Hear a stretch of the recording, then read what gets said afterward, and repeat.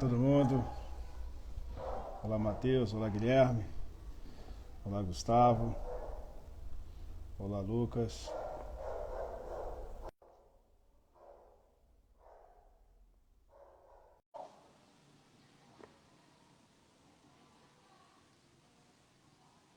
Olá, Gustavo. E aí, meu caro, salve Maria. Salve Maria.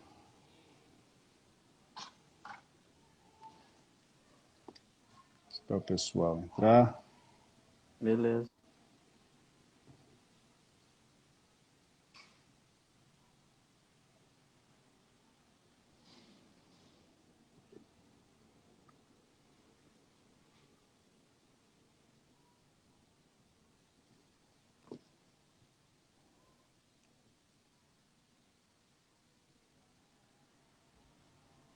Olá, André. Olá, Diego. E aí, Samuel. Diego, salve Maria. Diego é meu confrade. Diego Neta. Isso. A gente vai vendo aqui. Lucas Ramos, Santa Mãozinha, Lucas Ramos. Matheus Silva, Guilherme. A André tá sempre nas redes sociais aí, seguindo Crendão Pátria, Defesa da Fé.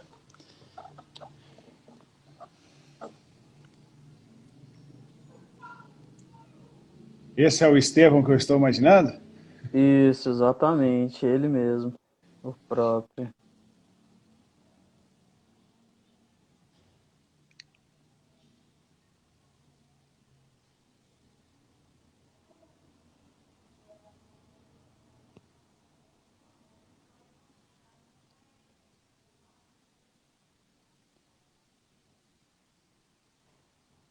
A hora que você quiser, irmão.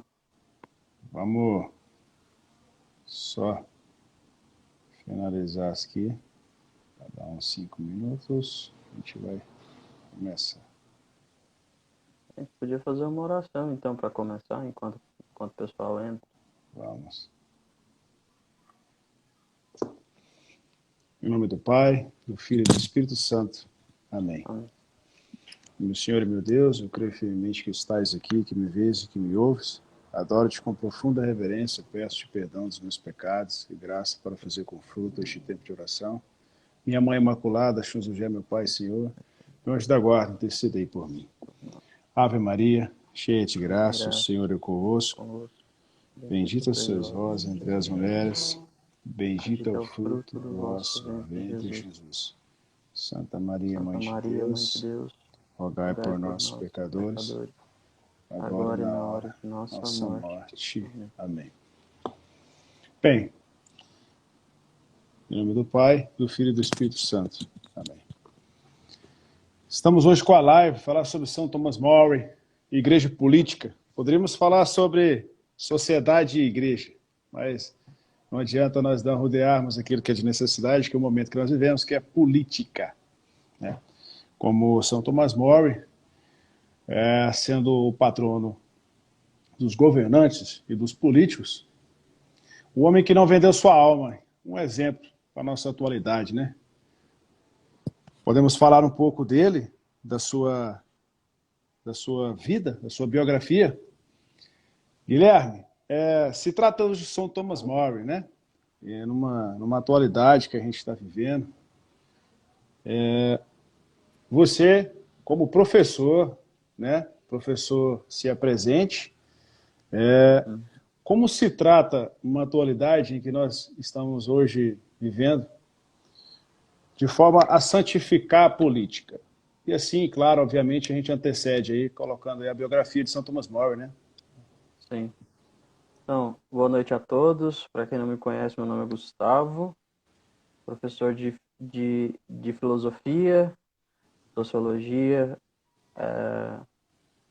metodologia pedagógica e afins, catequista há 15 anos e fundador da Confraria Sete Sapientes, que é um apostolado de formação católica aqui de Goiânia, né? Bom, a gente vive um tempo de uma polarização política e ideológica muito grande, né? E essa falta de equilíbrio, penso eu, se dá por uma falta de cuidado, especialmente no aspecto religioso, né? As pessoas, quanto mais elas se afastam de Deus, mais elas perdem esse equilíbrio necessário, né, para a vida humana. E São Thomas More, ele é um exemplo muito rico para a gente se espelhar nele. Por quê? Porque ele foi leigo, assim como a gente, né? Ele teve uma carreira acadêmica e política brilhante, né? Era uma pessoa muito culta e não se deixou se ensoberbecer por isso, né? Então, ele cultivou uma vida interior muito concreta, né?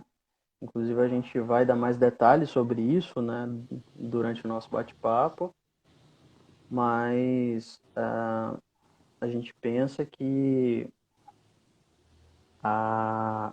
Deixa eu só abaixar um pouco aqui, comentaram que o áudio está um pouco alto, o meu. Aí. E ele nos deu alguns caminhos, né, sobre como a gente pode se comportar nesse meio, né, como deve ser a nossa atuação enquanto leigos, né, e porque criou-se no imaginário coletivo uma certa aversão à questão política, à questão social, porque sempre essas questões ou estavam aliadas a esquemas de corrupção ou a tendências ideológicas que não convergem com os princípios da nossa fé católica, né? Então criou-se esse ambiente de uma certa resistência, aversão e falta de intimidade. Só que o problema que se criou nesse ponto é que, a partir do momento em que nós católicos não participamos dessas questões sociais, políticas, outras pessoas decidem por nós. E essas pessoas não possuem os mesmos princípios, os mesmos referenciais, né, éticos, morais, etc. Então, isso já é um problema em si, né? Se a gente for falar de São Tomás More, a gente está falando de um cara que nasceu em 1478. Então, assim, faz muito tempo, né? E ainda assim, ele mostrou para a gente um caminho muito seguro de como a gente pode se comportar diante dessas realidades, né? A gente teve esses protestos recentes, né? Uma barbárie crescente aqui no Brasil, aqui lá nos Estados Unidos, né? A gente viu esse comportamento bestializado, então a gente fica se perguntando, né? Quem vai fazer algo a, a respeito, né? O que eu posso fazer para melhorar esse cenário, né? Qual deve ser a minha colaboração, né? E aí eu penso que já entrando no tema especificamente, a questão sobre essa questão de uma consciência inabalável, né? Será que de fato aquilo que eu estou conduzindo, eu acredito, eu faço, eu replico, de fato tem plena harmonia com as minhas convicções? Ou simplesmente eu estou repetindo a modinha, né? É, Então, isso é muito importante porque a consciência, né, segundo o Vaticano II, né, e também o próprio Santo Agostinho, ele diz que, e ele está ali atrás, viu, aqui, ó, ele e Santa Mônica ali atrás, então, eles estão testemunhando aí. Ele diz que a consciência é o único lugar onde a gente não foge de Deus, né? Então, não tem como, né? Se a sua consciência está te acusando que tem alguma coisa errada ali, cara, é porque tem. Né? Graças a Deus a gente tem essa centelha divina em nossa alma, né? Que ela acusa essas coisas, né? Então, a gente precisa ter esse cuidado de prestar atenção naquilo que de fato é verdadeiro, né? Guiar a nossa consciência de uma forma reta, né? Porque tudo isso vai nos direcionar para o verdadeiro bem, né? A gente vai saber fazer uso das nossas capacidades da melhor forma possível. E isso é o mais importante, né? Então, assim, eu não preciso necessariamente entrar na política, né? Mas se eu conseguir mudar a minha realidade mais próxima, o meu trabalho, o meu estudo, a minha pastoral, a minha família, eu já estou fazendo um bem muito considerável. Eu estava Verdade. eu tava discutindo com os meus confrades essa semana sobre essa questão do da falta de engajamento dos católicos, né? A gente vê ainda uns gatos pingados, né, envolvidos com essas questões políticas, pessoas de muita coragem, né? Porque hoje defender o que a gente defende publicamente, a pessoa ela não tem que ter nenhum apreço pela sua reputação, porque ela vai ser achincalhada publicamente, né? Então eu penso que o, o primeiro passo é esse, a gente não pode ter apreço à nossa reputação, se a gente for se direcionar para esse caminho da política, né? Então, e o mais importante é aquilo que o então cardeal Ratzinger fala naquela nota doutrinária sobre a participação dos leigos na vida política, é que toda lei deve estar direcionada a partir da reta concepção de pessoa. O que é o homem? Né? Então, mas o homem entendido como imagem e semelhança de Deus. Se não se tem essa percepção, eu aprovo aborto, eu aprovo um monte de bizarrices que atingem diretamente a dignidade humana. E isso é muito complicado. Verdade. É engraçado porque a gente fala hoje sobre uma crise moral existente na nossa sociedade. Quando a gente sabe que em 1529, que é essa época de Henrique VIII, né, que era o rei da Inglaterra, que na época queria se casar, né, novamente, Sim, e ele, como conselheiro do rei, Thomas More, teve essa eficiência cristã de manter os seus princípios acima da política, né? sim, Porque é a realidade que a gente tem que ter, né, no momento atual, é de entender que a política tem que ser santificada, mas nós não temos que politizar a igreja, que é o reverso do que sim, faz a teologia da libertação e esse, vamos dizer assim, ideologia, não costumo nem chamar ideologia da libertação, é ideologia da libertação, que se confunde aí, né, com o comunismo e o sim, marxismo, se colocam junto. Mas a gente encara e entende que ser um Lord Chancellor, né, inglês que ele era, ele, particularmente Thomas More, ele tinha essa amizade, uma proximidade com Henrique VIII, e mesmo ele tendo essa proximidade com Henrique VIII como um amigo, né, como a gente fala assim, quem amigo aviso é, quem avisa amigo é, né? sim, Ele avisa de forma, claro, da forma como ele é muito, ele como um estudioso, né? Ele como um intelectual da época, formado em direito, tem formação em grego, em latim, né? Um cara que foi também um homem erudito, né? Se colocou na sua vida ali também um certo tempo como com os cartuchos, né? Ficou um certo tempo em vida de oração, sim, em vida religiosa ali, mas não como um deles, mas passando a viver como eles. Então ele sim, se integrou essa vida cristã católica da época dessa submissão a Roma, submissão à igreja, dessa realidade de nós cristãos que temos que viver a vida na igreja de forma infusa, né? Então ele como chanceler, sendo ali um dos mentores dele, muito respeitado por Henrique VIII, Henrique VIII demorou ainda assim a tomar certas decisões contrárias à vontade do chanceler, que não queria nada além de só ser católico, ser cristão, obedecer à igreja, obedecer aos princípios e à moral católica.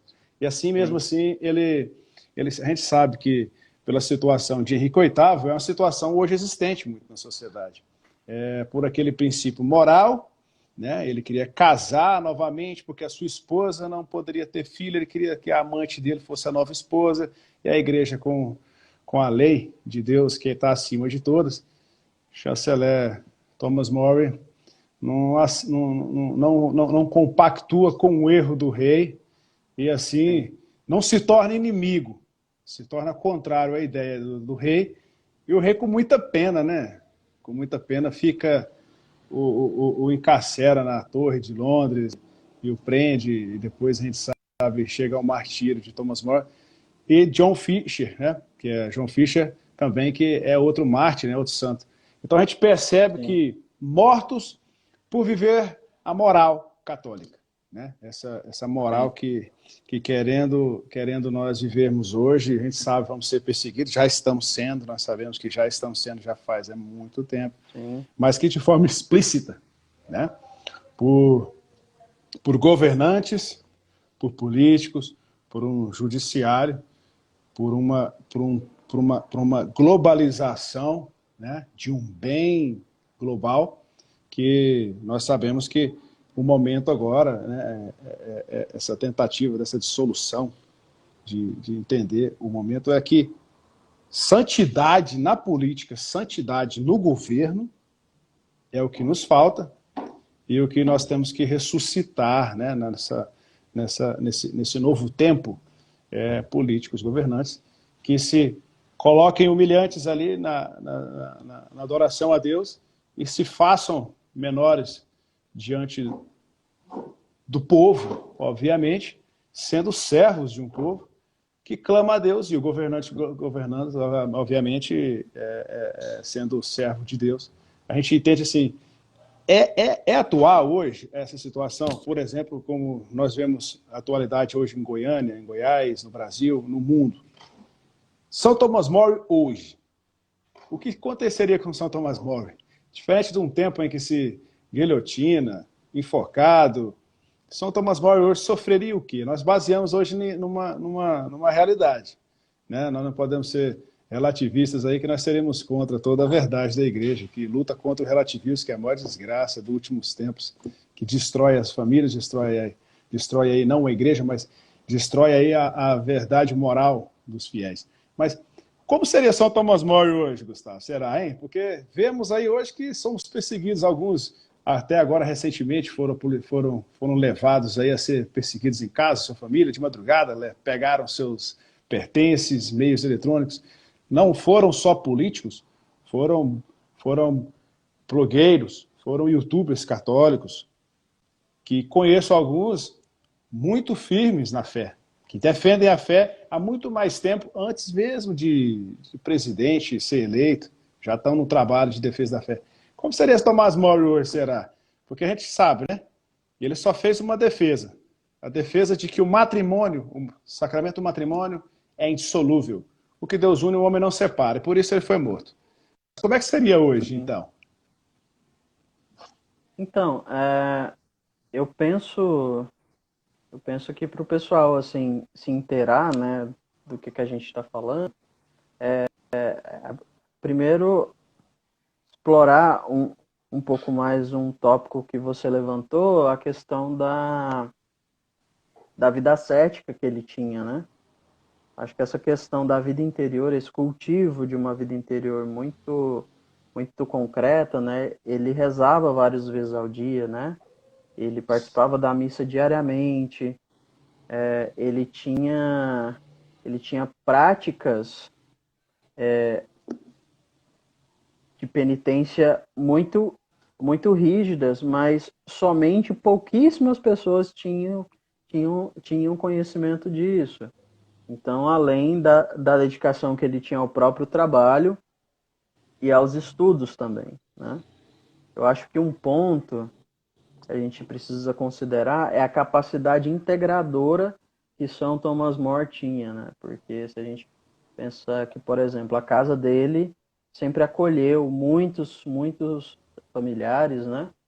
E também jovens que tinham alguma alguma intenção de descobrir a sua própria vocação ou queriam se dedicar mais atentamente à questão do estudo. Então, assim, mesmo ele tendo todo esse poder, toda essa influência, né, toda essa fama, ele tinha aquilo que é próprio do católico, que deveria ser colocado mais em prática, que é a capacidade de integrar as pessoas.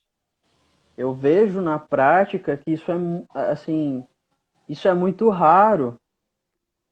Nós, enquanto católicos, nós temos que nos aproximar das pessoas, fazer com que elas entendam aquilo que nos move, né? Que a santidade, gente, pelo amor de Deus, eu disse isso há pouco, numa live que eu fiz com os meninos lá do Santo Afonso de Ligório, de Minas Gerais. Santifica sozinho.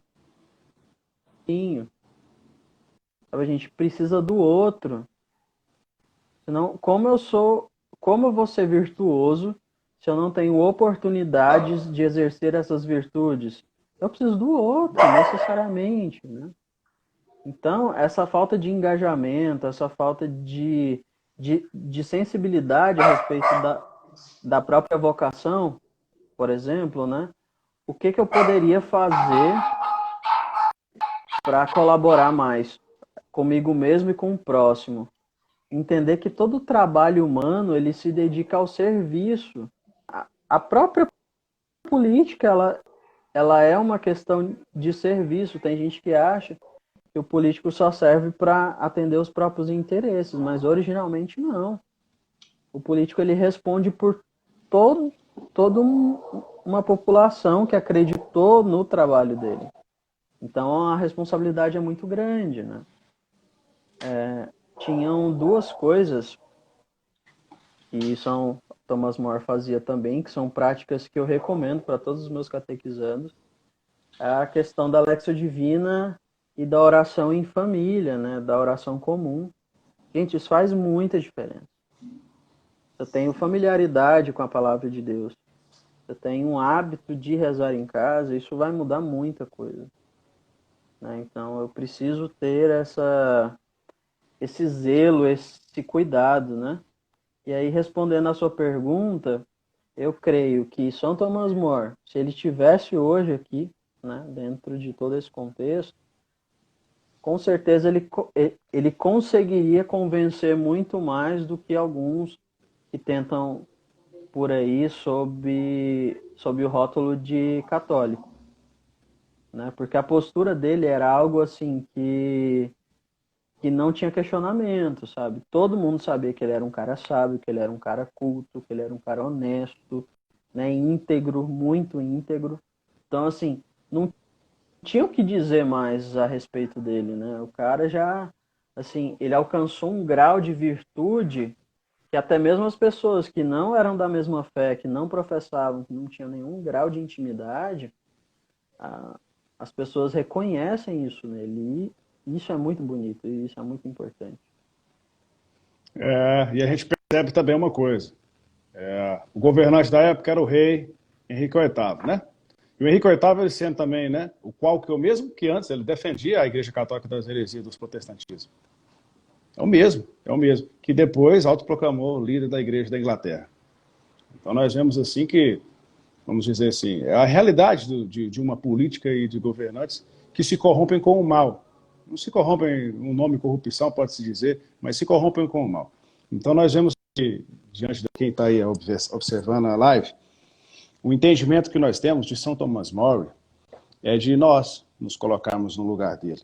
É como o Gustavo disse também, você, Gustavo, da prática do amor a nosso Senhor Jesus Cristo diante da oração em si, né? Em si, como você disse, não era muito conhecido das pessoas as orações que ele fazia, da forma como ele também ensinava as filhas, né? Naquela época não se ensinava muito às filhas a estudo vamos dizer assim, em geral, mas como intelectualidade, né? Levando ao conhecimento as filhas dele. E assim, obviamente, nós sabemos que ele, por ser um líder, um pai de família, o reflexo da família dele era uma família nobre, uma família muito bem vista pela sociedade. Ele viveu a época do sim, protestantismo, onde ele conheceu Martim Lutero. Então, ele viveu de perto essa reforma. Ele em si conheceu bem o que se trazia diante dessa reforma. Ele, como formado em Direito, né, em Oxford, e a gente sabe que também, na situação de vida que se tinha na época, existia muito poucas pessoas letradas. Aquelas pessoas que eram mais letradas eram aquelas pessoas mais nobres, tinham acesso, né, à educação, à forma de, de se obter isso, era estando próximo da igreja, né, próximo de pessoas que tinham acesso à igreja, né, de forma eclesial, sim, que a gente poderia estudar grego, latim, línguas estrangeiras em si, direito, filosofia. Então, assim, como nós percebemos a atualidade nossa, a gente sabe que o silêncio de São Thomas More seria hoje o silêncio daquele cristão na igreja que faz as suas obras acontecerem, de forma que não se apresenta como outdoor, né? Como a gente está querendo mais ou menos dizer isso, aquele católico de outdoor, que coloca todas as suas feições que tem pela sua fé própria, né? E ele era um pouco mais comedido, era a forma dele, o carisma dele, ou assim dizendo, o temperamento dele era esse. Então, hoje, São Thomas More, né? Na situação que a gente vive hoje, foi bem contundente o que você disse, né? Na visão de São Thomas More, ele, ele estando na posição em que ele estava, em que nem ele mesmo, no começo, não queria ser chanceler. Ele não se gloriava com título político, né? Mas, sabendo da necessidade, ele foi, na época, chanceler eram os bispos, certo? Então, ele foi o primeiro leigo chanceler na época. leigo, né? Sim, Então, nós vemos assim que São Thomas More, a sua família, e ele sempre teve ali na família dele tudo muito em Cristo, com Cristo, por Cristo, como nós falamos na Santa Missa. E a gente percebe que isso é necessidade de colocar em prática. Então, ele em si, ele santificou o trabalho de chanceler, que na época sim era muito corrompido, né, por uma perda aí da fé de muitos bispos da época, que a gente percebeu isso quando se foi feito aí a questão da autoproclamação de uma nova igreja na Inglaterra, em que o Henrique VIII pergunta, né, obviamente, pela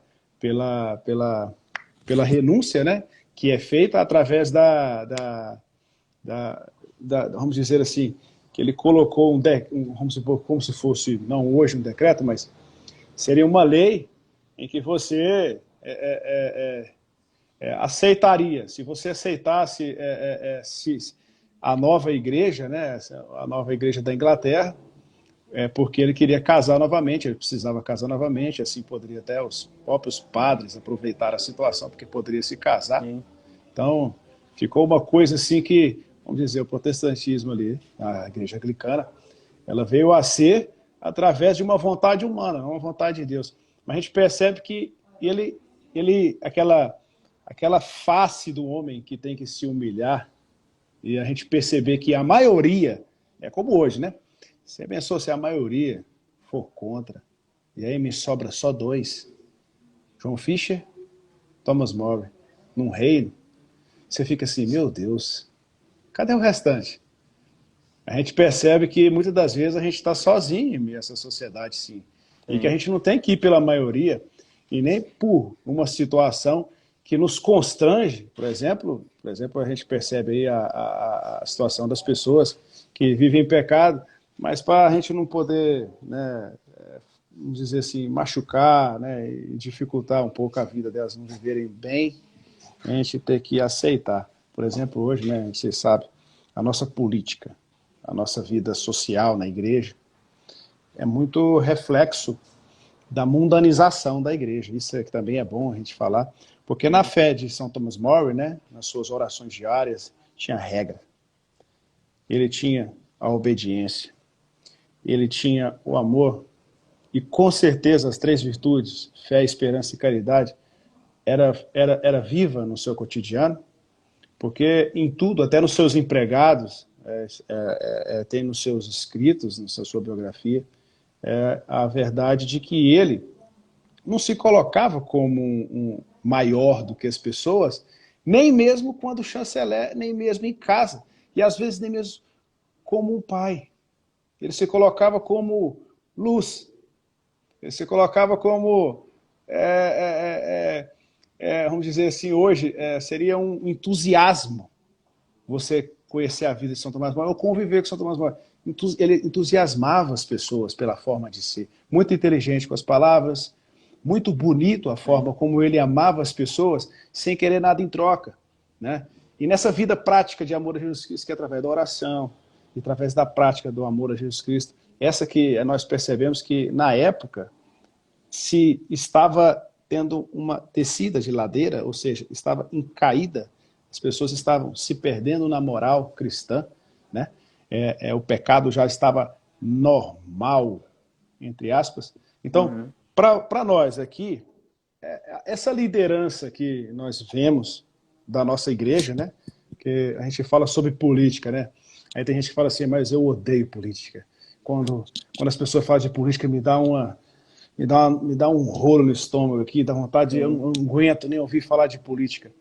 Porque a gente sabe que o comunismo quer exatamente isso, ou seja, as pessoas que querem o mal, elas não querem que você entre na política, que você participe, que você, leigo, católico, que você não santifique a política. Como? A política ela não é só levada lá para Senado, Parlamento, Executivo, Legislativo, Câmara, Prefeito, Governador, não é. Ela, por exemplo, nós temos a Igreja Católica, tem o Vaticano, que é o Estado. Vivemos por debaixo de uma política monárquica, temos um rei, mas vivemos por debaixo de uma hierarquia política. E é necessário que a gente saiba que, por exemplo, ela é nosso exemplo, né? Não os erros que existem, né? Porque a gente sabe que existem, porque são humanos, mas a gente sabe que a gente tem o exemplo em casa. Nós, como católicos, temos os exemplos em casa. Você, como católico, você sabe que existe por debaixo dessa nossa fé uma hierarquia que nós chamamos magistério, que vive uma política o tempo todo. Sim. E como é que eles fazem? Santificam a política.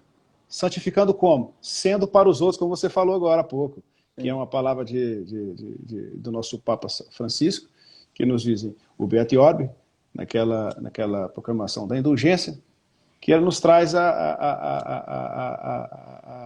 verdade. Ninguém se salva sozinho. Ser para o outro é que nos leva à salvação. Mas, completando, o que nós podemos pensar, Gustavo, para a gente dar continuidade, fluir, dessa história de São Thomas More, que é patrono, que muitas poucas pessoas sabem, né? Patrono dos governantes e dos políticos. Então, ele é conhecido por algumas características assim que as pessoas dão, de fato, maior importância, né? Coisas que, de fato, demonstram concretamente qual que era a capacidade, o que ele tinha, né? De referencial que pode nos ajudar a entender o porquê dessa conduta ilibada que ele tinha, né? Por que ele era tão íntegro, né? A gente vai falar sobre a questão moral, que não se rebaixava a conveniências, então a moral, a ética dele eram muito firmes, né? A gente pode falar sobre argúcia no pensamento, né? No sentido de que ele tinha uma inteligência muito aguda, muito própria, né? Assim, uma inteligência notável, né? Uma pessoa que era aberta e que era bem humorada. Inclusive, conta-se que ele manteve o bom humor inclusive na hora do seu próprio martírio. Então, veja, ele sabia, né, o que ele estava passando. Só que ele tinha uma ordem interior tão concreta que ele não estava tão preocupado quanto a família estava na hora que ele sofreu o martírio, né? Porque ele sabia do bem que ele receberia guardando a sua fé até o final, até em risco de morte, né? E tem um outro ponto também, né? Essa erudição extraordinária, eu acho que ela se demonstrou de uma forma muito concreta no dia em que ele fez a defesa do parlamento. Ele se defendeu sozinho no parlamento inglês. E ele calou todo mundo, né? Aquela multidão de pessoas. Ele conseguiu, com toda a sua integridade, com toda a sua autoridade, né? Com todo o seu testemunho de vida, calar aquelas pessoas e mostrar que, olha, vocês podem até me condenar, vocês podem até me matar, mas eu estou certo. E ele não mostrou isso de uma forma arrogante, ele simplesmente expôs a verdade. Eu gosto muito de uma frase que o padre Paulo Ricardo usa, que ele diz assim, ó, a verdade ela é como um leão. Se você soltar ela, cara, ela se defende.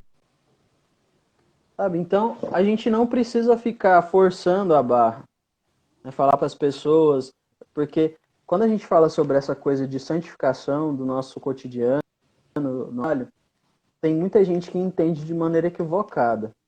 Esses dias eu fiz uma provocação lá no meu Facebook e foi muito engraçado, que eu pus uma foto, um cara dando uma voadora no outro, assim, de longe, né? E o texto era sério. Eu coloquei isso. E aí, assim, o texto era sério. O texto era um questionamento, né? Por que as pessoas preferem ser católicos virtuais, né? Do que ajudar as outras pessoas nesse processo de santificação. Aí eu coloquei lá preguiça, omissão, covardia, não sei o quê, enfim. E aí eu coloquei embaixo assim, ó, qual parte do ser santo e anunciar o evangelho não ficou claro? E aí coloquei uma referência do catecismo, né? Porque ser santo e anunciar o evangelho é dever de todo batizado, né? Então, assim, o que eu percebo?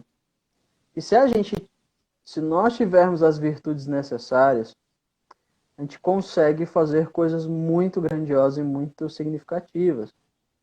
A gente pega, por exemplo, o próprio testemunho de São Thomas More, a gente vê que ele não fez nada sobrenatural. Né? Você fala assim, nossa, o cara levitou, o cara voou, soltou raio. Não, ele foi gente normal, assim, que nem a gente.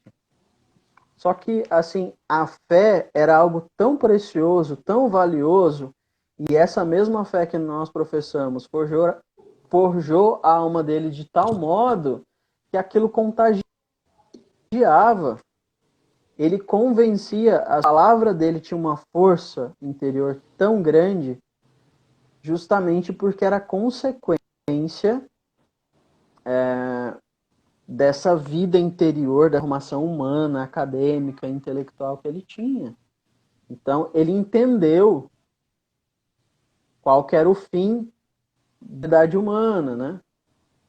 E aí, o interessante é que ele pediu para sair da vida pública, depois dessa tentativa de obstruir, né, a integridade dele.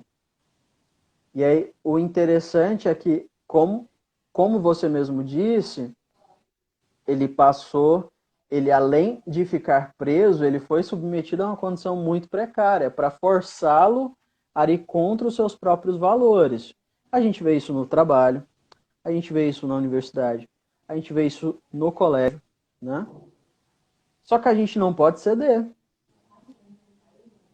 O problema está aí. É que as pessoas, para não ficarem feias na fita, né, para não ficar mal com os coleguinhas, ela abre mão dos seus próprios princípios. Isso é muito sério, gente. Lá no Evangelho de Mateus, no capítulo 10, diz que se você não dar testemunho de Cristo, ele não dará testemunho a seu respeito. Já pensou? Lá no juízo final, né? Nosso Senhor Jesus Cristo falar, e aí, como é que foi lá?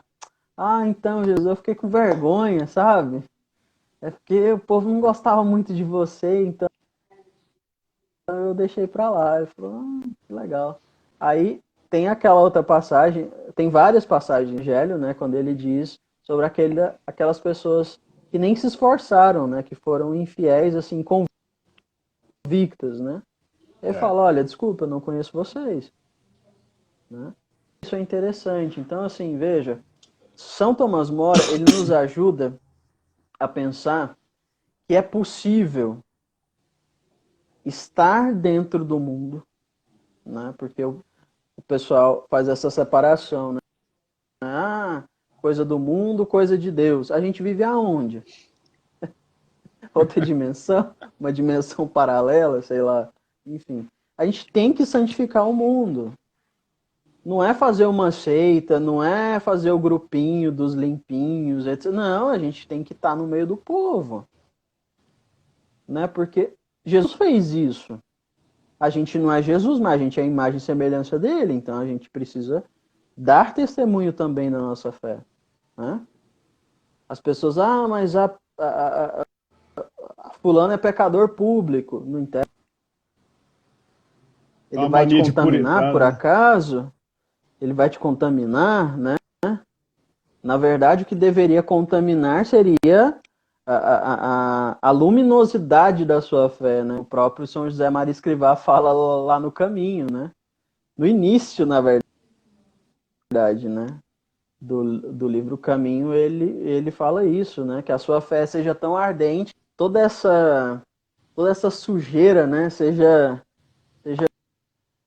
exterminada, né? Então, gente, dá para ser santo na nossa realidade. A gente só precisa tomar vergonha na cara. Porque É a a gente fica, realidade, né? mas sei lá, né? Não, depois, isso não, isso é muito exigente e tudo mais. E olha, Esse, esse mundo é a tão pessoa bom, que. por que que eu vou parar de Sim, fazer isso, né? Esse mundo exato. é tão bom viver essas coisas. Hoje, por Sim. exemplo, não é tão bom essa live do Gustavo Lima, eu vou tomar cachaça, eu vou beber até doer. É a realidade mesmo que a gente convive. E aí, o interessante é, eu acompanho algumas pessoas em um trabalho de preceptoria que eu faço, e eu sempre converso com as pessoas o seguinte, cara, você tem que definir critério de prioridade na sua vida. O que é prioridade para você? É o trabalho? É o estudo? É a família? Sempre é um desses três, né? Dificilmente vê alguém que fala que a sua prioridade são as coisas de Deus. Então, a importância de Deus ela foi colocada nas instâncias inferiores, né? Não é prioridade mais. E é por isso que a gente vê essa falta de virtude, essa falta de zelo, essa falta de bom senso, essa falta de um testemunho que convença de fato, porque assim, a gente tem algumas pessoas na política que defendam as pautas que a gente acredita? Tem. Mas é o ideal? É o que a gente queria? Né? É. Se não, o que eu posso fazer para mudar isso?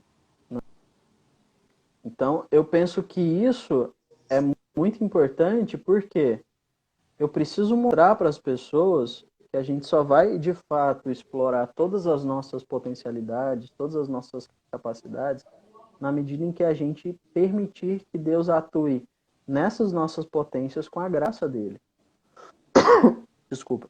Isso só vai ser possível no sentido em que nós tivermos essa harmonização entre fé e obras que São Tiago fala lá na sua carta no capítulo 2, né? Não é só dizer que é católico, não é usar esse cenário com imagem atrás, livro aqui, né? postar coisa bonitinha, falar que é católico, etc, etc. É mais do que isso. As pessoas elas têm que olhar para você sem nada, sem esses adereços aqui, que são legais, etc, etc, mas falar, pô, esse cara é diferente. Pô, essa menina é diferente. Mas o que ela tem de diferente? O que ele tem? A fé. Né? Aquilo que direciona, aquilo que conduz é a fé. Né? Por fé, dá à nossa existência um sentido sobrenatural. Então, se o meu objetivo ele é eterno, é transcendente, se eu estiver envolvido na política e eu tiver pessoas que me ajudem a viver de forma virtuosa, dinheiro, fama, pô, das coisas, elas vão ser meros acessórios. Vai ser bobagem, né? Então, assim, aquilo que São Tomás More defendia, né? A questão do exercício da virtude, né? Entender a política como serviço ao próximo, isso é muito importante. Tem político que acha que fazer política é defender seus próprios interesses, a sua própria ideologia, o seu grupinho, né? Fazer com que as pessoas tenham dignidade para viver da melhor maneira possível. E aí os caras desviam bilhões, né, de reais e o pessoal vivendo em situações muito precárias. Né? Então, alguém precisa fazer alguma coisa, né? Alguém precisa dar a cara a tapa. E se pessoas virtuosas são perseguidas, como São Thomas More nos deu um belíssimo exemplo, quem que é a gente para não querer ter dificuldade, ter sofrimento ou qualquer coisa? Não foi o próprio Cristo que disse que se a gente quiser ser digno dele, a gente deveria abraçar a cruz? A cruz implica renúncia, perseguição, sofrimento, etc, etc. Mas aí o ponto é a gente dar sentido sobrenatural a essas dificuldades, né, para que de fato a nossa realidade ela seja transformada. Nos lembra São Tomás de Aquino, né, que sofrendo uma confissão de fé em palavras, a gente também sofre para realizar um bem qualquer, ou qualquer outro, né, evitar um pecado que a gente tenha. Por causa de Cristo, a gente, Sim. as obras de todas as E um virtudes, exercício. enquanto se Sim. refere a Deus, podem ser causa de martírio em qualquer circunstância. Porque nós sabemos, o vício, né? O vício é como o vício você dá voltas no mesmo lugar, você não sai do lugar. Você acha que você está saindo como qualquer vício. Vício pode ser colocado aí como pecado. Você tem um vício, um pecado. Você fica dando voltas e voltas no mesmo lugar. Porque você não muda de vida, você muda de concepção da sua palavra, você muda a sua palavra, você começa a falar uma palavra bonita, você tem essas imagens aqui, se apresenta, né? A gente coloca, vamos dizer assim, as coisas materiais, aí, ou o que a gente tem de vício, o que a gente acha, que a gente coloca para as pessoas, vamos dizer assim, o que o olho vê, né? Janela do coração. Mas os vícios, eles nos dão a volta no mesmo lugar. E as virtudes Sim. nos elevam a Deus, né? Nos colocam a nos levar a Deus.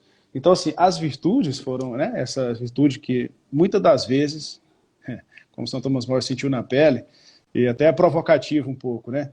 Porque a gente lembra de São João Batista, que é uma Sim, pregação sim. do próprio padre Paulo Ricardo, uma citação que ele faz na CNP, que é a Cristina Rio Peponi, que é o site dele de cursos, né? De evangelização. E fala sobre essa situação, que é muito parecida, né? Que Herodíades lá, a filha lá, a situação que vive hoje, né? A questão de São Tomás More. Ele tem uma filha, tem esposa, ele tem filhos, né? Mas São João Batista era só ele. Mas tudo bem. São Tomás More, a diferença é só que você percebe que São Tomás More é um pouco mais precavido, porque ele sabe que ele tem família, né? A gente não pode achar que a gente tem que ser mártir, porque mártir, eu vou me deixar morrer, né? Vou me deixar ser Tem que ter matado. vocação, né? Tem que ter Não só vocação. falar, eu vou morrer. Prudência e discernimento, porque quando você tem uma família, ou seja, pessoas que dependem de você, você não é sozinho. Você é para os outros, e você Sim, sendo para os outros, você tem que ter um cuidado com esse martírio. São João Batista não. Ele não tinha mais a quem. Ele era sozinho, em forma humana, assim, não era casado, não tinha filhos. Então, São João Batista, ele se entrega a isso com muito fervor. E como um leão no deserto, ele range até dentro da cadeia, preso, e até a hora da sua sim, morte, da degolação. Mas a diferença que tem é só essa, que é a diferença do martírio de São João Batista e o martírio de São Thomas More. São Thomas More, como você falou ali, ele saiu em silêncio de um governo, ele abandonou a política em silêncio, para não escandalizar, ele não estava concordando com a situação de Henrique VIII, com a vivência que ele estava, de tudo que ele sim, estava vendo, ele abandonou ali, deixou tudo quietinho, saiu, porque ele sabe muito bem que Henrique VIII era mau. Henrique VIII, ele era um cara, vamos dizer assim, impiedoso. E ele corria risco. Então, pela sua família, né, eu imagino, porque sendo um pai, um líder de família, uma pessoa que tinha uma casa, que tinha dependentes dele, então ele pensa duas vezes, vai para casa. Mas mesmo assim, não adianta, porque o orgulho de Henrique VIII foi ferido. O seu sim, melhor amigo na corte, que era São Thomas More, aquele que ele mais ouvia, que tinha mais carinho, para Henrique VIII, ele sentiu que ele foi abandonado. E esse abandono machucou. É como a gente fala assim, você vai dizer para a pessoa uma exortação, como diz Paulo, exortai a verdade, ou você vai deixar ele cair no erro? Porque se ele cair no erro é como o lobo, né? sim, Se tem lá as ovelhas e você não avisa as ovelhas do lobo, a vida daquelas ovelhas sim, está nas suas mãos, o sangue dela, né? Jesus Cristo falou isso para sim, o próprio Pilatos, né? Ah, mais pecado tem aquele que me entregou a ti. Mas não significa que Pilatos não tinha pecado. Mas mais tem, ele disse. Ele não disse que não sim, tem, ele disse, mais tem. Então, ele pensa assim, quem mais precisa de mim nesse momento, não é Henrique VIII, é a minha família, e minha família ela tem que ser exemplo. Se a minha família vê que eu estou indo junto com o erro de Henrique VIII, a minha família vai errar também. Então, sim, é a questão família. É a questão que hoje nós dizemos um pró-vida, como você falou, né, que é a defesa de muitos políticos, mas a defesa da pró-família, que é essa de honra, que é essa de moral, ética, né? Algo mais, assim, vamos dizer, que tem que ser real, prático, existente, sem, sem, sem alegoria, né? Não precisa sim, de alegoria. São coisas simples. A santidade de São Tomás, como você falou, ela é simples. Você percebe que ele abandona ali a política, sai, vai para casa, percebe que ele pode ser santo em casa, nas suas ações na política, ele apresentou para Henrique VIII a sua realização, a sua desaprovação do adultério, né? do sim, abandono da verdade, né? Vamos dizer também da apostasia de querer ali uma nova igreja, tem a Inglaterra. sim, E como deve ter doído também São Thomas More, ver seus amigos, porque ele é muito amigo dos bispos, muito amigo dos sacerdotes, de todos aqueles que caíram na sim, tentação de não querer ser mártir em nome de Cristo. E ele, com certeza, deve ter ficado muito triste. Mas ele, por incrível que seja, eu tenho certeza que pela virtude que se cabia a dizer que São Tomás More tinha, é perceptível que eu imagino que assim não foi dolorido demais para ele, porque ele fez muito no pouco e esse pouco deu fruto, que foi a família dele, que sim, com certeza entendeu o que ele vivia, por ser um homem de nome, tinha que se ter honra, porque muitas pessoas o viam como exemplo. E sim, assim a gente sabe que a vida dele ir para casa, passar a um pouco de tempo em casa, depois foi preso, foi para a torre, ele simplesmente por ser um chefe de família, a sua família ficou triste com a sua prisão e com certeza sofreu a tentação de também negar a fé na igreja. E a família, ah, como sem se diz a dúvida, história, não negou. Não negou. Sofreu a tentação, mas não negou. Ele não, ele não sim, sofreu nem tentação. Como se diz, as virtudes dele estavam muito bem infusas por um trabalho sim, prático, né? Vamos dizer, quem não vive em oração se perde. Ele vivia em oração, ele vivia em meditação, ele vivia em pleno estudo da fé, ele sempre se manteve evangelizando, ou seja, sendo evangelho vivo nas suas ações, obviamente, e sendo evangelho também em palavras, né? Ensinando seus filhos, ensinando as pessoas com quem ele andava, com quem ele convivia, até mesmo Henrique VIII, que sim, eu admirava exatamente por isso, porque as suas virtudes não eram corrompidas, e ele viu que esse cara é um fenômeno, tanto que na sua morte, Henrique VIII, sim, a igreja anglicana sim. o tem como santo, a igreja anglicana. A igreja anglicana o tem como santo. Num dia diferente, que eu não me recordo qual dia, mas tem a festa de São Thomas More na festa da igreja anglicana. Bacana. Estamos aqui partindo para E cinco aí, minutos. sim, Pode é, finalizar? eu queria finalizar falando sobre essa questão da gente defender os direitos fundamentais, né? Direito à vida, à liberdade, liberdade de expressão, educação dos filhos, a ter uma família, a professar nossa fé publicamente sem nenhum tipo de represália, né? No sentido de que existe como aplicar a verdade, as virtudes, uma postura íntegra na vida pública, seja ela a política ou não, e que de fato a gente precisa ter essa força moral sustentada pela vida de oração, pelos estudos e pelos sacramentos, para que de fato a gente possa ter a coragem de combater todos esses desmandos, todos esses desvios que prejudicam muito consideravelmente a dignidade humana, né? Então, assim, eu convido você que é de Goiânia, né? Você que nos assiste, a participar de alguma iniciativa católica aí na sua cidade, no seu bairro, né? Para que de fato a gente possa promover essa transformação, né? Porque não adianta nada ficar reclamando em rede social, policiando a santidade alheia, ou dizendo quem é católico. Não.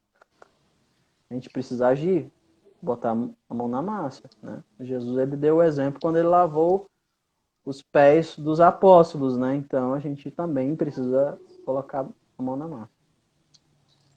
Boa, Gustavo, é importante mesmo. A gente, em Goiânia, a gente vive uma situação que nós precisamos entender, como católicos, como cristãos, de que nós precisamos santificar o nosso meio de trabalho, social, lazer, família, estudo. A gente fala assim, né? Como é que a gente pode santificar aqueles pensamentos ruins que nós tivemos a um passado ruim? Você traz coisas boas para um presente e um futuro bom. Oração, ter regras, né? A gente fala sempre sobre isso. Sim, Oração, todos os dias. Faz o nome do pai antes de alimentar. É uma coisa simples. sim, Reza uma Ave Maria antes de dormir, uma Ave Maria antes de acordar, depois de acordar, óbvio. A gente ter coisas simples, como São Thomas More, de reunir a família para alimentar, ter hora para alimentar, ter hora para lanchar, a hora do trabalho ser santificada, agradecer a Deus, as dificuldades, muito mais as dificuldades ser oferecidas a Deus, porque se a gente não oferece as dificuldades, é combustível jogado fora. Quem sofre, a gente tem que ter entendimento de quem sofre muito é porque Deus sabe muito bem que ela tem muita força para carregar essa cruz. E essa é a esperança, e nós temos graça de entender que a misericórdia de Deus, ela é infinita. Então nós devemos sim viver uma vida regrada, mas por debaixo do entendimento, a misericórdia de Deus é plena, é infinita. A gente tem que fazer por onde? Não abusar da misericórdia, né? Então, São Thomas More exatamente. é o nosso patrono dos governantes, dos políticos, que também, né, como nós entendemos, fez uma história por cima de um martírio, querendo fazer o bem. Sim. Né, Gustavo? Então fica aí, pessoal, com Deus, um abraço. Quem chegou agora, infelizmente, muitos amigos Obrigado. chegaram no final. Obrigado, Gustavo, pela live. Fico com Deus. Eu que Sou um fã agradeço seu. pelo convite. Continua nesse caminho Obrigado. que você está. Eu sei do seu caminho. Sei por outras pessoas da confraria também. Murilo me fala muito É bem de bacana. você. Que Deus o abençoe. Obrigado